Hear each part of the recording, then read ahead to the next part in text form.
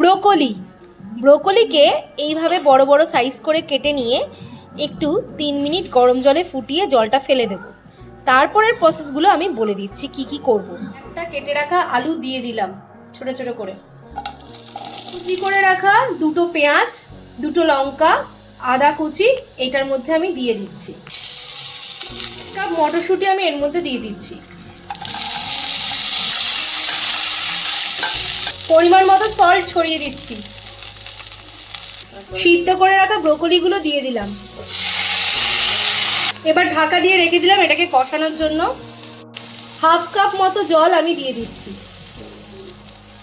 Homemade mayonnaise প্রায় 30 গ্রাম মতো add করে দিচ্ছি। এই হোমমেড মায়োনিজের লিংক আমি তোমাদেরকে এই ভিডিওটার সাথেও অ্যাটাচ করে দেব। আমি দেখো হাফ টিস্পুন মতো গোলমরিচ ছড়িয়ে দিচ্ছি। আমি এখানে ফ্লেক্স সিড এবং পাম্পকিন সিড গুঁড়ো করে রেখেছি, যেটা আমি 2 টিস্পুন ছড়িয়ে দেব।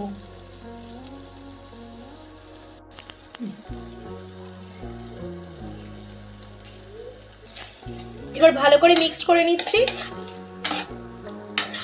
আগে থেকে গুঁড়ো করে রাখা আমন্ড পাউডারও ছড়িয়ে দিচ্ছি 2 টিস্পুন।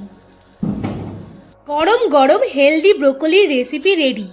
এটা সহজেই আমরা খেতে পারি, যে কোনো চিল্লার সাথে গরম ভাতেও ভালো লাগবে। তাই দেরি না করে এটা রেডি করে ফেলো এবং সবাই মিলে হেলদি থাকো, সুস্থ থাকো।